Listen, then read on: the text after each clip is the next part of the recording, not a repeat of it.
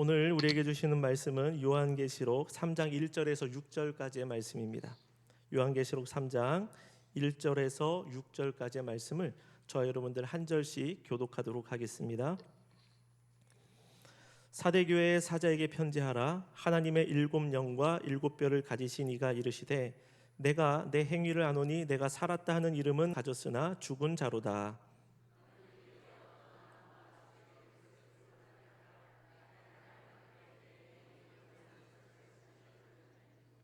그러므로 내가 어떻게 받았으며 어떻게 들었는지 생각하고 지켜 회개하라. 만일 일깨지 아니하면 내가 도둑같이 이르리니 어느 때에 내게 이르는지 내가 알지 못하리라.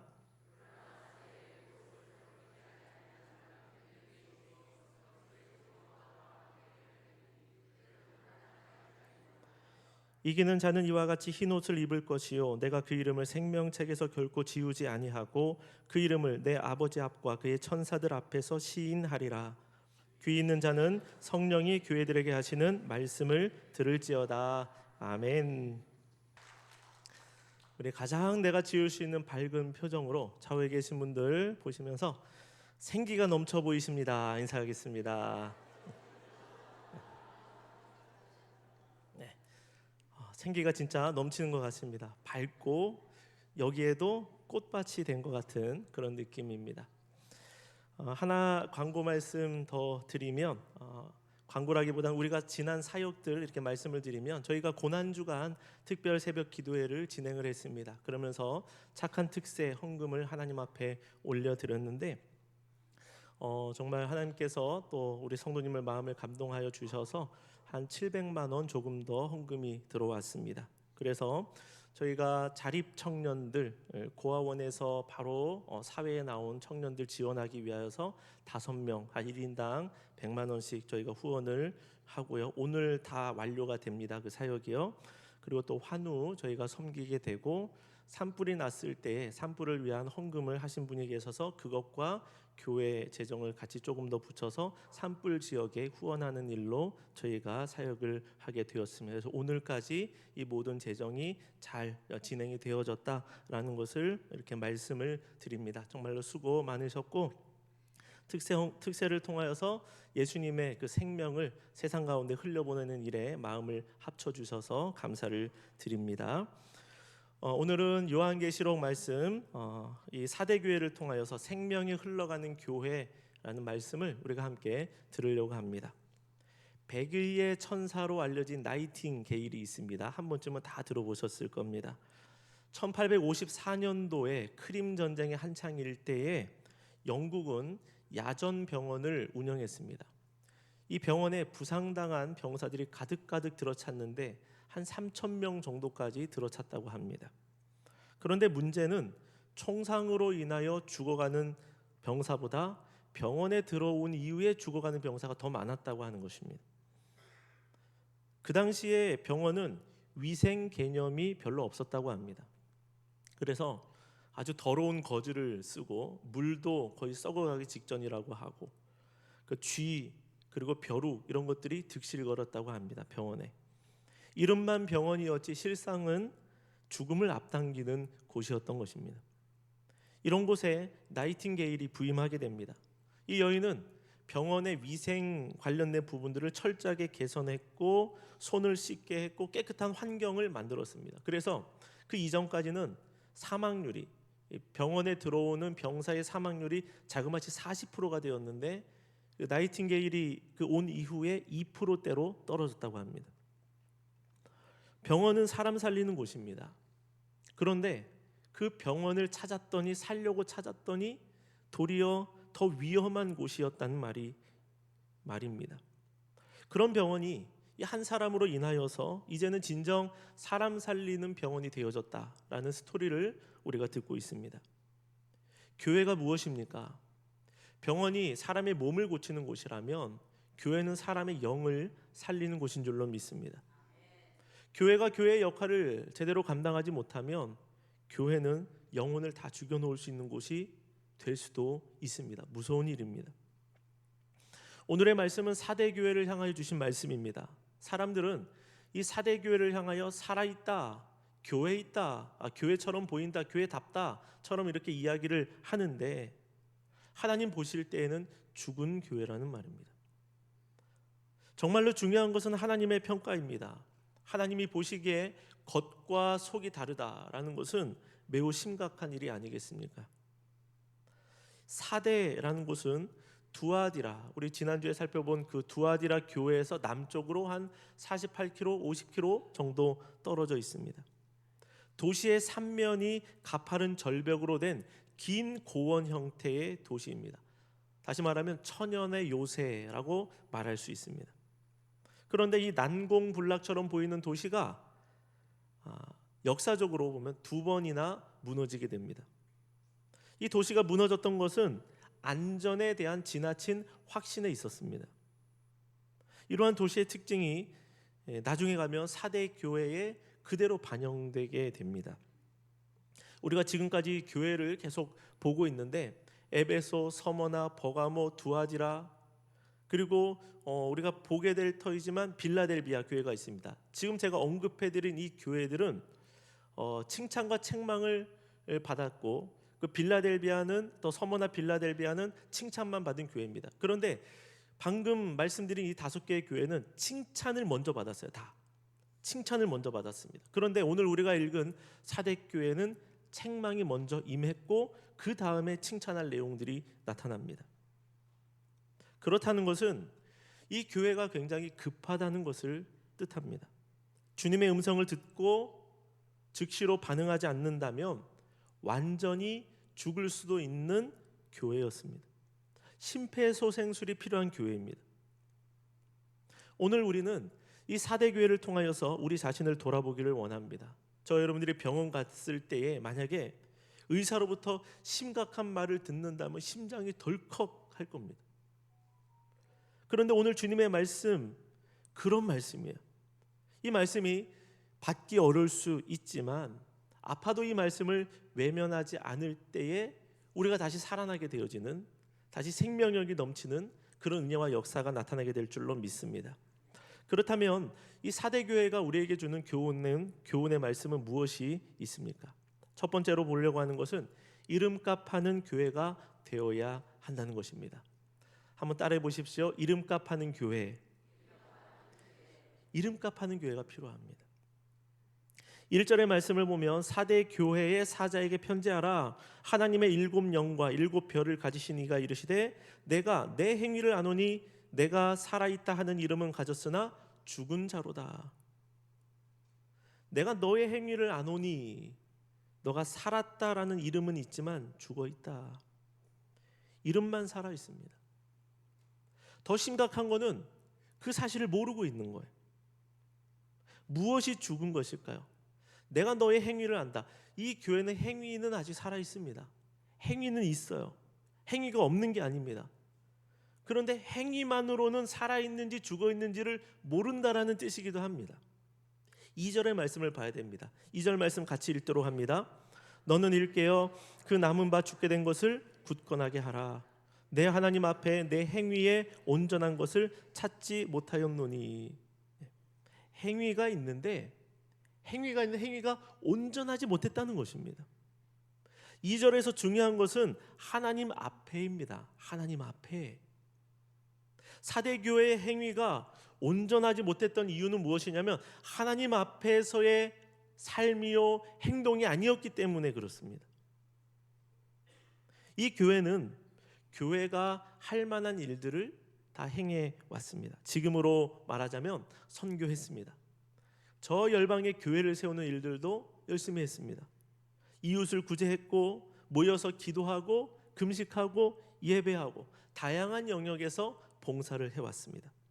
그런데 이들이 왜 죽었냐라는 것이죠. 하나님 앞에서 행한 것이 아니기 때문에 그렇습니다. 하나님 앞에서 행한 것이 아니기 때문에 하나님께 드려질 것이 없었던 것입니다. 사람에게 보이고자 했고 다른 영광을 구했습니다. 저는 이 말씀이 너무나 무겁게 또 무섭게 다가옵니다. 수고는 수고대로 다 했는데 하나님께서 알아주지 않으시는 그런 모습이에요. 화려한 건물은 가지고 있지만 신앙이 그 속은 다른 겁니다. 열심히 프로그램을 돌리고는 있지만 하나님과 상관이 없다면 그것이 무슨 소용이 있겠느냐라는 것이죠. 마태복음 6장 1절에는 이런 말씀이 있습니다. 이 말씀도 같이 한번 읽어봅니다. 사람에게 보이려고 그들 앞에서 너희 의를 행하지 않도록 주의하라. 그리하지 아니하면 하늘에 계신 너희 아버지께 상을 받지 못하느니라. 아멘. 사람에게 보이려고 의를 행하지 말아라. 사람에게 보이려고 행동하지 말아라. 사람이 중심이 되지 말아라. 그러면 하나님께 받을 것이 없다. 이 땅에서 받을 것 다 받고 사람에게 인정받고 칭찬받고 하나님의 나라에 가면 무엇을 받겠느냐라는 말입니다. 사랑하는 성도 여러분, 우리는 무엇을 위하여 살아가고 있습니까? 오늘 말씀처럼 사람이 중심되지 않기를 원합니다. 나를 구원하신 하나님의 은혜를 우리가 기억하기를 원합니다. 우리는 십자가의 복음으로 다시 태어났기 때문에 이제는 새로운 존재답게 살아가야 되는 것입니다. 우리가 살아가는 이유가 무엇입니까? 나를 위하여 죽으시고 다시 살아나신 예수 그리스도를 위하여 살아가는 것입니다. 그것이 우리가 예수님 믿는 이후의 삶의 목적이 된 것이에요. 그런데 교회가 자신의 영광을 취하고 있다? 그 교회가, 예수님의 피값으로 세워진 교회가 주님을 드러내지 못하고 세상과 똑같다? 사람들의 우러러봄을 즐기고 있다? 잘못돼도 크게 잘못된 것입니다. 누가 알아주지 않아도 괜찮을 것입니다. 내 이름이 앞에 기록되지 않아도 괜찮습니다. 사람이 알아주면 됩니다. 누가 혹시 실수해서 내 이름을 잘못 표기해도 괜찮습니다. 사대에는 약 10km 정도 떨어진 곳에 그 당시에 공동묘지가 있었다고 합니다. 오늘날은 그곳이 관광지죠. 무엇을 보려고 그곳에 가는 겁니까? 교회를 보려고 가는 것입니까? 하나님을 만나러 가는 것입니까? 묘지를 보러 가는 것입니까? 교회를 볼 때 살아있고 생명력이 넘치고 우리의 기도에 불이 붙어 있어야 되는데 공동묘지의 이미지가 떠오르고 뭔가 교회가 움직이지 않고 굳어있고 경직되어져 있고 이런 느낌이 들면 어떻게 되겠느냐라는 것이죠. 여러분들도 들어보셨을 겁니다. 유럽이 이제 선교지입니다. 유럽으로 선교사가 가야 됩니다. 이제 교회들이 비어가고 있고요. 젊은 세대가 없습니다. 어떤 교회는 시설을 유지하기가 어려워서 교회를 매각하는데 이 교회를 사는 데가 술집 앤틱하다는 거, 뭔가 분위기가 있다는 겁니다. 그래서 강대상이 있던 자리가 아주 특석입니다. 어떤 교회는 이슬람 사원으로 넘어가기도 합니다. 선교사를 파송했던 그 교회들이 무너지고 또 약해진 것을 볼 때 마음이 심히 아픈 겁니다. 교회가 과거의 흔적만, 과거에 돌아갔다, 그런 흔적만 남아있으면 안 되는 겁니다. 지금 돌아가야 되는 것입니다. 지금 움직여야 되는 것입니다. 앞으로 더 활발하게, 더 아름답게 교회가 작동해야지 되는 것입니다. 죽어있는 교회는 프로그램이 있어도 생명력이 없습니다. 기도가 있어도 성령의 역사심이 나타나지 않습니다. 행위는 있지만 하나님의 얼굴이 거기서 보여지지 않습니다. 너가 살았다 하는 이름은 가졌으나 어떤 교회가 이름값 하는 교회일까요? 그 중심에 예수 그리스도의 생명, 예수 그리스도의 복음이 담겨져 있는, 복음이 끓고 있는, 복음을 향하여 열정을 가지고 있는 이러한 교회가 살아있는 교회인 줄로 압니다. 교회가 무엇입니까? 성도들이잖아요. 성도 한 사람 한 사람이 그런 마음이 있으면 그 교회가 살아있는 교회입니다.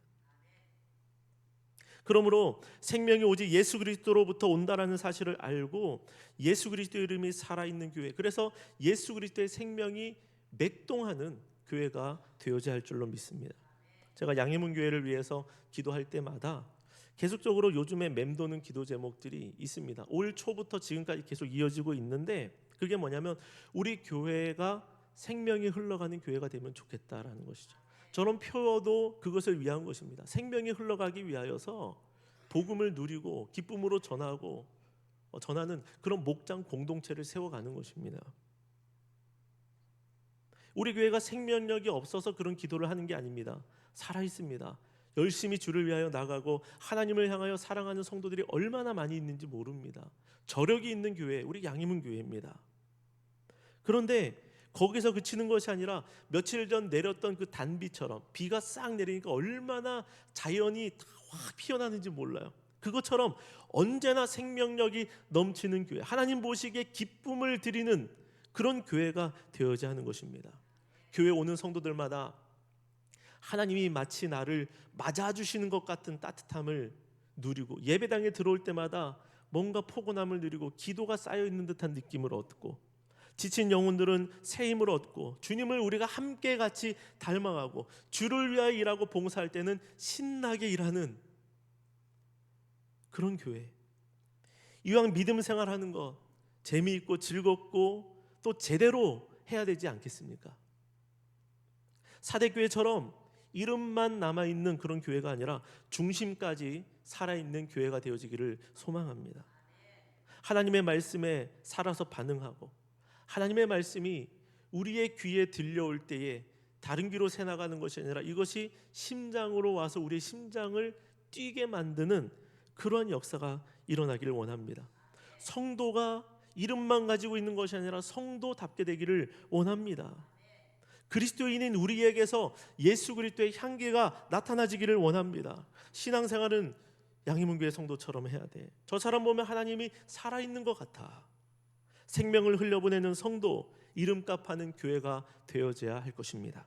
다음으로 사대교회가 주는 교훈의 말씀 두 번째는 영적인 잠에서 깨어나야 합니다. 어디에서 깨어나라고요? 영적인 잠에서 깨어나야 됩니다. 사대교회가 죽은 것은 외부의 핍박 때문이 아닙니다. 예전에 다른 교회들은 그 원인들이 있었어요. 발람, 자칭 선지자라고 하는 이세벨, 니골라당, 그리고 황제 숭배, 유대인의 핍박 이런 것들이 있었습니다. 그런데 오늘 이 사대교회는 그런 것들로부터 자유한 교회였습니다. 그렇다는 것은 무엇이냐면 이 교회의 문제는 무사안일주의 이것입니다. 예수님께서 1절에서 너가 살았다 하는 이름은 가졌으나 실제는 죽은 자로다 이렇게 말씀하셨습니다. 실상은 죽어 있다, 죽은 자다. 이거는 이 죽어 있다라는 것은 시체를 뜻하는 것은 아닙니다. 급속도로 생기가 빠져나가고 있는 상태, 죽어가고 있는 상태를 뜻하는 겁니다. 그렇기 때문에 돌이킬 수 없을 때가 임하기 이전에 빨리 일어나야 되는 것입니다.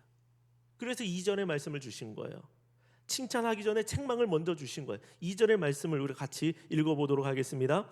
너는 일깨어 그 남은 바 죽게 된 것을 굳건하게 하라. 내 하나님 앞에 내 행위에 온전한 것을 찾지 못하였노니. 너는 일깨어 그 남은 바 죽게 된 것을 굳건하게 하라. 일깨우라. 흔들어라. 가만히 두지 말아라. 그래도 안 일어나면 어떻게 합니까? 멱살을 잡고라도 이렇게 세워야죠. 그 남은 바 죽게 된 것을 굳건하게 하라. 우리 한글 성경의 표현이 어떤 건 되게 해석하기 이해하기가 어려워요. 이게 뭐냐면 아직 남아있는 게 있는데 그거를 굳건하게 하라는 말입니다. 남아있는 것, 아직 심장이 뛰고 있어요. 사대교회가 아직 호흡을 하고 있어요. 이 호흡을 살리라는 겁니다. 심장의 맥박을 다시 더 강하게 만들라는 것입니다. 사대교회에는 아직 옷을 더럽히지 아니한 그런 남아있는 성도들이 있는데 그들처럼 다른 성도들도 그렇게 만들라는 뜻입니다. 꺼져가는 심지에 불길을 일으키듯이 주님을 향한 마음과 사랑의 온전함이 일어나야 됩니다. 이것은 행위를 다시 붙잡으라라는 것이 아니에요. 행위는 이미 있어요. 그게 뭐냐면 중심입니다. 하나님의 은혜가 그 속에서 다시 불타올라야 됩니다. 하나님 생각만 해도 감사가 넘치고 주님 이름만 들어도 다시 한번 감동이 되어지고 그 은혜가 다시 한번 우리 속에 스며드는 그런 모습이 다시 일어나야 된다는 말입니다. 신앙생활에 있어서 가장 큰 위험은 영적 잠에 빠지는 거예요. 파수꾼이 잠을 자면 성이 함락당합니다. 방심은 평안하다, 괜찮다라는 마음을 불러오게 하고 결국 가장 소중한 것을 잃어버리게 만들지 않습니까? 영적인 잠에 빠지게 되면 신앙의 습관은 남아있게 되지만 감격이 사라집니다. 예배를 드리는데 눈물이 없습니다. 기도를 하는데 절박함이 없습니다. 말씀을 듣는데 찔림이 없어요. 이런 것이 영적인 잠입니다. 결국은 죄에 대해서 무감각해지게 되고 죄의 삭신, 사망으로 이어지게 되는 것이죠. 이 사대는 제가 처음에 잠깐 설명해 드린 것처럼 천연의 요새입니다. 사방이 절벽으로 되어 있어요. 그래서 사대 지역으로 들어온 길 하나, 그 길 하나만 잘 지키면 된다라는 이 마음이 그들 가운데 있었던 것입니다. 사람들은 그것으로 자만했지만 역사적으로 보면 페르시아의 고레스 그리고 로마의 안티오커스가 그것을 뚫어냈습니다. 고레스 때의 전쟁을 보면 이 고레스가 어떻게 했냐면 사대 사람들이 그 사대로 들어온 유일한 길목을 지키고 있었는데 고레스가 병사를 한 명 한 명씩 절벽을 타고 올려보낸 겁니다. 그러니까 사람은 이쪽에다 몰려 있는데 엉뚱한 곳으로 들어가서 성을 그냥 점령을 해버린 겁니다. 그렇게 해서 무너져 버렸습니다. 이 모습은 사대교회의 영적인 상태를 그대로 보여주고 있습니다. 한때 뜨거웠고 구원의 열정이 있었는데 경계를 늦추니까 어이없이 무너지더라는 말입니다. 신앙생활은 어제가 좋았다고 해서 오늘이 안전한 것이 아닙니다. 깨어 있어야 됩니다. 깨어 있어야 되고 깨어나야 됩니다. 서로가 서로를 흔들어 깨워야 됩니다. 공동체가 그래서 중요한 겁니다. 내가 잠이 들 때는 누가 깨워주겠느냐라는 거죠. 그래서 목장이 있어야 되고 목장에 나가야 되고 믿음의 공동체 안에 우리가 소속되어야 하는 것이죠. 자동차를 타고 가는데 옆에 조수석에 앉은 분이 중요합니다. 조수석에 왜 앉혀놨을까요? 깨우라고 앉혀놓은 겁니다. 조수석에서 졸면요 얼마나 졸린지 몰라요. 피곤한데 옆에서 흔들어 깨워줘야 돼요. 3절의 말씀을 우리가 같이 읽어보도록 합니다. 3절 말씀이 있습니다. 그러므로 내가 어떻게 받았으며 어떻게 들었는지 생각하고 지켜 회개하라. 만일 일깨지 아니하면 내가 도둑같이 이르리니 어느 때에 내게 이르는지 내가 알지 못하리라. 아멘. 만일 깨지 아니하면 내가 도둑같이 이르리니. 이 말씀은 우리가 지금까지 받았던 은혜, 또 주님과 함께 했던 그 좋은 기억들을 다시 살리라는 말씀으로 받아들여야 됩니다. 영적인 잠에서 깨어나는 그 가장 중요한 첫 단계는 회개입니다. 회개가 일어나는 것입니다. 처음에 우리가 하나님을 만났을 때 그 감격, 기쁨, 그때는 말씀이 우리의 마음을 때리고 기도가 우리의 호흡이 되었고 예배가 기다림이 되었던 그때가 있습니다. 그때의 영성이 우리 가운데 다시 살아나야 됩니다. 그리고 중심에서 멀어진 모습이 있다면 회개해야 됩니다. 만일 일깨우지 아니하면, 만일 일깨지 아니하면 내가 도둑같이 임할 것이다. 도둑같이 임할 것이다. 조금 전에 봤죠. 고레스의 병사들이 한밤중에 절벽을 타고 올라갔습니다. 이 역사적인 기억이 있는 사대교회 성도들은 이 도둑같이 임한다라는 말씀을 들었을 때 그들의 마음이 철컹해야 되는 거예요. 깨어나야 되는 겁니다. 깨어나지 않으면 아무런 준비도 되어지지 않은 그 상태로 심판의 때 주님 오실 때를 맞이할 수밖에 없지 않느냐라는 것입니다. 사랑하는 성도 여러분, 신앙의 감각을 잃어버리지 않기를 부탁드립니다. 죄에 대해서 무감각해지지 말고 영적인 민감성을 일으켜야 됩니다. 우리 안에 있는 성령께서, 예수 그리스도를 믿을 때에 예수님께서 우리에게 보내어 주신 우리 안에 있는 성령께서는 무슨 일을 하시냐면 지금도 저와 여러분들을 흔들어 깨우고 계시는 겁니다. 이렇게 가야지, 저렇게 가야지, 우리를 이끌어가고 있는 거예요. 예배드려야지, 기도해야 되지 않겠느냐, 말씀을 붙들어야 되지 않겠느냐, 하나님의 뜻을 따라서 한번 첫 발을 내디뎌 봐야 되지 않겠느냐, 우리를 흔들어 깨우고 계시는 겁니다. 성령께서 우리 속에 주시는 이 음성을 여러분 무시하지 마시기를 바랍니다. 어느 무엇보다도 영적인 회복의 첫 출발은 예배입니다. 예배에 우리가 일어나 예배의 승리자가 되어야 됩니다. 예배를 사모하고 붙들고 온전한 예배가 되어지기 위해서 미리 기도하는 겁니다. 예배 시간에도 조금 더 일찍 와서 나를 돌아보고 예배자의 합당한 모습으로 하나님 앞에 기도하며 나아가는 겁니다. 주일 예배를 위해서 그 전날에 한번 기도해 보시는 겁니다. 오늘 예배를 통하여 살아있는 예배를 하나님 앞에 드리기를 원합니다라는 이 고백을 하나님 앞에 올려드리는 겁니다. 이런 마음으로 예배를 준비할 때에 오늘의 예배가 왜 풍성하지 않을 수 있겠느냐라는 것이죠. 하나님의 은혜가 임할 때가 있습니다. 아직 깨어날 기회가 있습니다. 죽기 전에 일어나라. 이 말씀을 받는 지금이 바로 기회라는 것이죠. 기회가 주어질 때 하나님을 붙들어야 되고, 기회가 주어질 때 우리의 행위가, 우리의 드림이 의미가 없어지지 않도록 만들어야 할 줄로 믿습니다. 마지막으로 사대교회가 주는 교훈의 말씀이 무엇이냐면 죄와 치열하게 싸워야 합니다. 한번 따라해 볼까요? 죄와 치열하게 싸웁시다. 제가 처음에 이 세 번째 대지를 잡을 때에는 처음에 죄와 싸워야 합니다 이렇게 적어놨었어요. 그러다가 막 말씀을 준비하다가 안 되겠다, 좀 세게 다가오게 해야 되겠다, 그래서 치열하게라는 단어를 여기에 넣었습니다. 제 의도를 여러분이 알아주시면 감사하겠습니다. 치열하게 싸워야 되는 거예요. 하나님은 이 사대교회를 책망만 하지 않으셨습니다. 4절의 말씀을 한번 보기를 원합니다. 4절 말씀 같이 읽습니다. 그러나 사대에 그 옷을 더럽히지 아니한 자 몇 명이 내게 있어 흰 옷을 입고 나와 함께 다니리니 그들은 합당한 자인 연고라. 아멘. 아멘.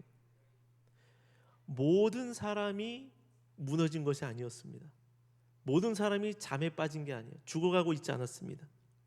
소수는, 일부는 끝까지 죄에 대하여 저항하고 믿음을 지켜가고 있습니다. 여기에서 중요한 것은 흰옷이에요. 흰옷. 흰옷은 성도의 거룩을 상징합니다. 깨끗함이죠. 그 옷을 더럽히지 아니하였다라는 이 말은 죄와 그들이 타협하지 않았다는 말입니다.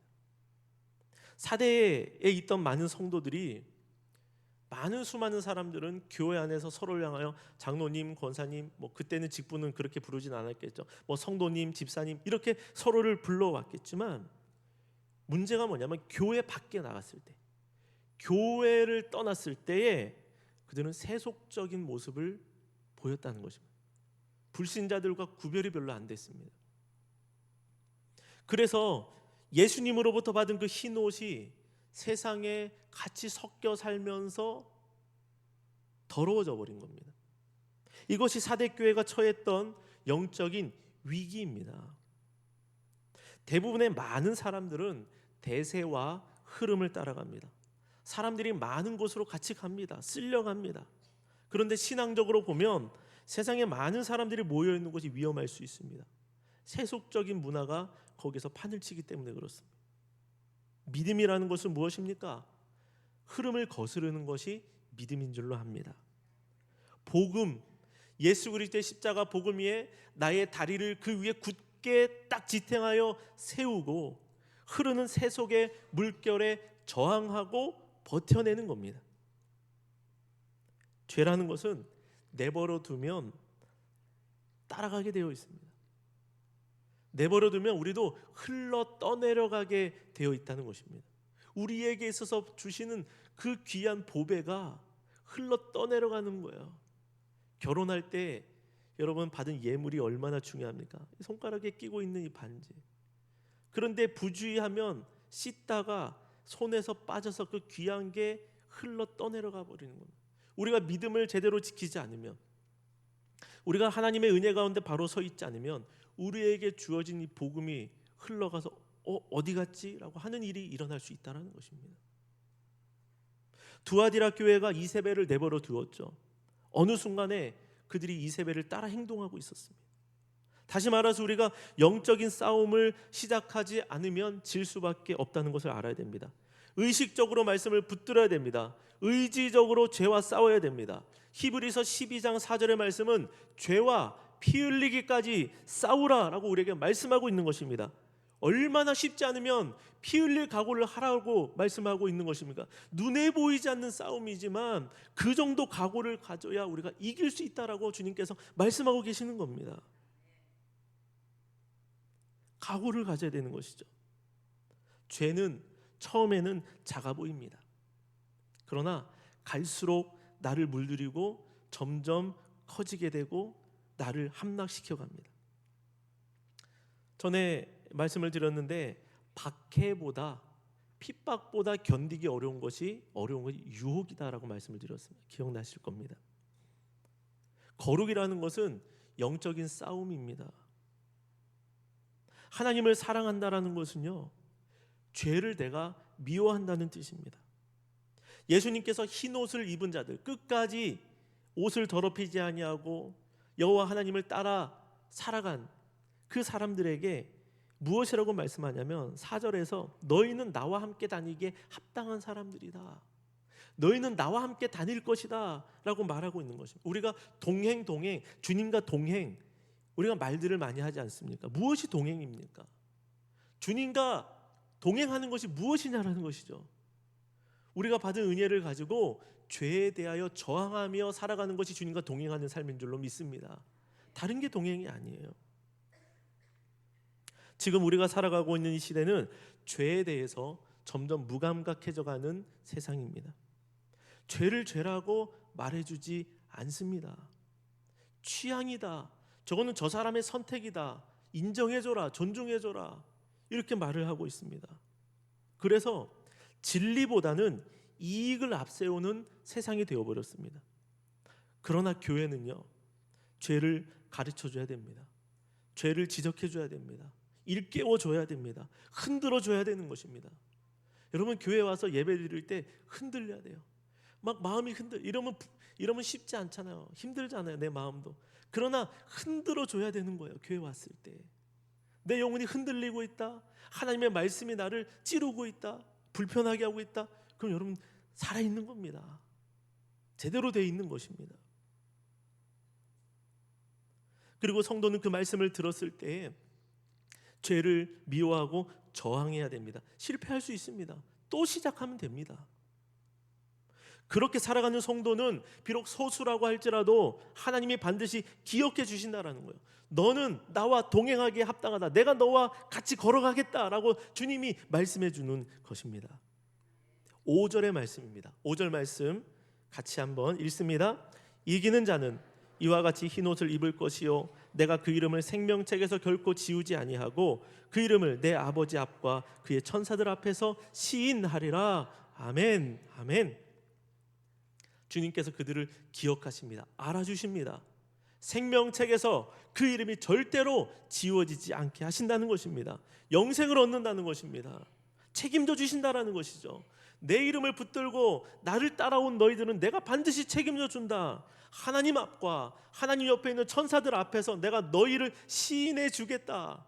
내가 너희를 시인할 때 너희는 하나님의 나라로 들어온다. 나와 함께 하나님의 나라를 거닐게 되어질 것이다. 지난주 말씀을 따르면 만국을 다스리는 권세를 너희에게 줄 것이다. 새벽별같이 너희를 빛나게 할 것이다.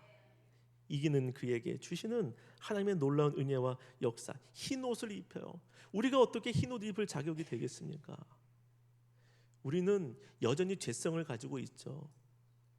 죄 짓고 싶어하는 마음이 일어납니다. 그때 또 무너지려고 합니다.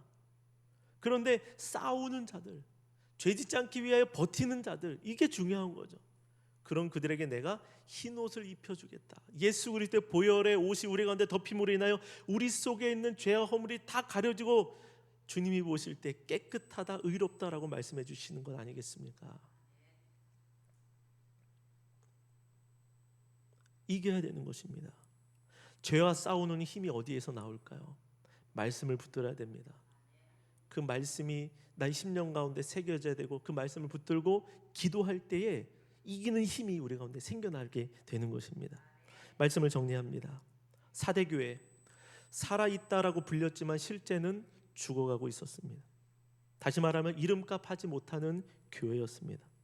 그래도 다행스러운 것은 무엇이냐면 예수께서 아직 이 교회를 향하여 끝났다라고 선언하지 않으셨어요. 그리고는 남아있는 것을 굳건히 하라. 깨어 일어나라. 죄에 저항하라 라고 말씀하십니다. 사랑하는 성도 여러분, 예수님께서 사대교회를 향하여 하신 말씀을 오늘 예수님께서 나에게 하신 말씀이다 라고 생각하고 받아들이고, 그리고 흔들어 깨우시는 주님께 눈을 뜨고 주님을 바라보는 우리의 삶이 되어지기를 소망합니다. 이름만 있는 신앙인이 아니라 내용이 있는 신앙인, 이름만 양의 문이 아니라 중심도 양의 문이 되어서 하나님께서 구원하시기로 작정하신 양들을 주님께로, 하나님께로 인도하는 그런 교회가 되어지기를 원합니다. 1968년도에 멕시코 올림픽 마라톤 경기에서 있었던 일입니다. 지금도 올림픽 홈페이지에 가면 이 탄자니아 선수 존 스티븐 아크와리라고 하는 사람이 있는데, 이 선수의 영상이 지금도 있습니다. 이 아크와리는 마라톤 경기가 시작이 돼서, 근데 출발하자마자 옆에 선수와 부딪혀서 넘어지게 됩니다. 큰 부상을 당하게 됩니다. 다리를 다쳤어요. 그것도 의료진이 포기하라고 말을 했지만 그는 피가 흐르는 다리에 붕대를 감고 다시 일어나서 시작합니다. 출발부터 부상을 입었으니까 얼마나 불가능한 그 길을 걸어가겠습니까? 우승자가 이미 가려졌습니다. 그런데 사람들은 아직 들어오지 않은 한 사람을 기다리고 있습니다. 이 아쿠아리는 그 붕대를 감은 저 상태로 뛰다 걷다 넘어지다 다시 일어나다 하면서 억지로 마지막 결승점으로 오게 됩니다. 우승자가 이미 가려졌고 선수들은 다 떠났지만 이 사람을 사람들이 기다리고 있습니다. 아쿠아리가 결승점에 들어온 다음에 취재진이 왜 이렇게 합니까? 왜 다친 몸으로 경기를 포기하지 않았습니까? 라고 물었을 때에 이 선수가 이렇게 대답합니다. 내 나라 탄자니아는 나를 출발선에 보내려고 5,000마일을 보내준 것이 아니라 결승선까지 완주하라고 보내준 것입니다. 그래서 나는 여기까지 와야 합니다. 이 이야기를 하는 것입니다. 그의 경기는 올림픽 100년사 중에 가장 아름다운 순간으로 꼽힙니다. 그리고 그를 향하여 가장 위대한 꼴찌다라고 말해줍니다. 오히려 1등한 선수보다 이 꼴찌한 아쿠아리가 더 지금 기억이 되고 있다는 것입니다. 주님께서 우리를 부르신 것도 마찬가지라고 생각합니다. 단지 시작만 하라고 우리를 부르신 것이 아닙니다. 예수님께서 우리를 위하여 대신 십자가를 지시고 죽으시고 부활하신 것이 무엇입니까? 우리가 예수님 믿는 그 순간에 이제 다 끝났다, 됐다, 이젠 편안히 살아라 이렇게 한 것이 아니라 예수님 믿은 시간, 예수 그리스도를 나의 구주로 모시고 영접한 그 자리는 출발선입니다. 이제는 무엇입니까? 하나님의 영광을 위하여 이 땅을 살아가는 겁니다. 하나님 닮아가는 겁니다. 예수님 닮아 성숙해가는 것입니다. 가는 도중에 누워서 잠자지 않는 거예요. 가는 도중에 넘어지거나 포기하고 낙심하지 않는 겁니다. 어떻게든 일어나서, 때로는 어떤 분은 심히 그 풍파가 심할 수 있죠. 살아가는 과정 가운데 어려움이 크게 다가오는 분들도 있습니다. 그러나 여러분, 다시 일어나서 뛰고 주님이 우리를 부르시는 그 자리까지 걸어가고 또 주님을 의지하여 또 걸어가고 하면은 주님께서 이겼다, 승리했다, 살았다 라고 선언해 주시는 놀라운 역사가 있는 줄로 믿습니다. 여러분, 가는 도중에 포기하지 마시기를 바랍니다. 끝까지 믿음으로 승리하는 저 여러분들 되시기를 바랍니다. 그렇게 우리도 그렇고 우리 교회도 그렇고 예수 그리스도의 생명을 드러내고 보여주는, 또 이름값 하는 그런 교회로 서게 되기를 다시 한번 주님의 이름으로 축원합니다.